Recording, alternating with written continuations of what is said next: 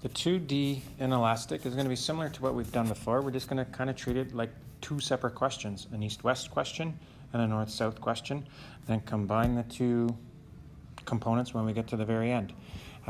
Always start off by drawing a picture and putting this together to get the visual. That'll help with the components.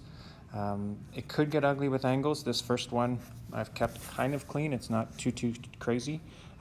If it were to get ugly, then maybe we'd have to do a little bit of sine law and cosine law or component work. It could get more complicated is all I'm saying. For this one, we've got a 60-gram ball moving east. So 60 moving east at a rate of 3. And we've got a 50-gram ball moving north at a rate of 2. After the collision, we know that the 50 is moving straight east at 1.5. And I don't know about the 60. If the 50 got bonked, so it was going straight east, the 60's got to have some northward momentum to deal with the momentum that the 50 had initially. So like we've done in the past, I'm just going to take a guess at it. The math will tell me if I'm wrong. I'm going to call the 60 A. So this is going to be velocity of A with a little prime. And as we did before, it's going to be made up of components, east-west, north-south. I'm going to call it VA with the E for east and VA with the N for north. I'll put the apostrophes on to indicate that it's after. So there's my little diagram, initial on the left, final on the right. To tackle this, we're going to do it with components. I'm in the habit of starting with east-west, but it doesn't really matter. Initial momentum equals final momentum. MAVA plus MBVB.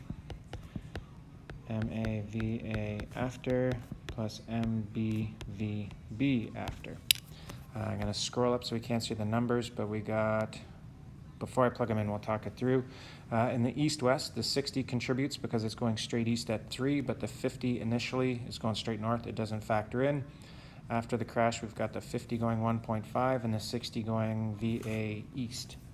So when I expand out my momentum, the A was the 60, so I've got 60 times 3. The B was going straight north initially, so it contributes 0. After the crash, the 60 is going VA with the E, and the 50 is going straight east with the 1.5. Since everything was pointed east, it's okay that the 3 and the 1.5 are the same sign. We could do a bit of algebra to clean this up, like 60 and 50 both have a 0 attached, so we could divide everything by 10, but realistically you're going to plug this into your calculator anyway. Do your algebra. Oh, I didn't put things in kilograms, but I was consistently in grams. If I had moved everything to kilograms, I'd have 0.06 and 0.05. Moving the decimal place in every term, we don't have to put everything in kilograms.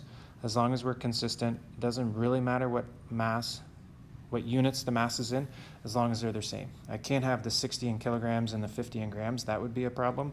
But as long as they're the same unit, I don't have to convert them to kilograms as long as they're all grams. Numerically, moving the decimal 3 places in every term, we're going to get the same answer at the end. VA east, finally, the math I got was positive 175. Doing the similar setup with the north-south.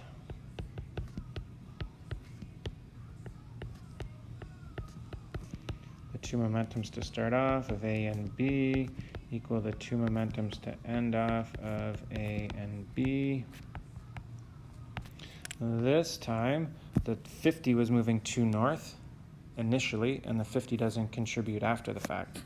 So when I plug in, the 60 didn't contribute, it was moving east. But I've got the 50 was moving 2, again I'm leaving everything in grams. The 60, I don't know how fast it was going, I called that VAN with the prime. And the 50 was still moving, still to the east, so it's okay that it's, sorry. This time we're doing north-south, the 50 wasn't moving, it was moving east. So the 50 contributes a 0 after the fact. So my conservation of momentum in the north-south is a little bit simpler. 50 times 2 equals 60 times I don't know. I'm going to round it off when I write it down. I get 1.7. The 175 was straight east. The 1.7 was straight north. So we're almost a nice isosceles triangle. To finish it off, just like we've done in the past, we need to combine these two. So 1.75 in the east would look like that. 1.7 is north. That would look like that. Always connect the very start to the very end. We're solving for this side. V of A prime. Little Pythagorean theorem. Oops, a little messy. VA prime is 1.7 squared plus 1.75 squared, and we have to square root all of that. I got a number of 2.4. There'll be some rounding issues, but roughly 2.4. For the angle, tan function again, 1/7 over 175. I expect it to be pretty close to 45. When I crunched it out, I got 44. Again, there might be some rounding. Putting that all together, the one that I called A was the 50-gram ball. Sorry, the 60-gram ball. So the 60-gram ball is moving. The number was 2.4. The units are meters per second. And the direction is from straight east. Rotate 44 degrees to the north. That's our two-dimensional inelastic collision.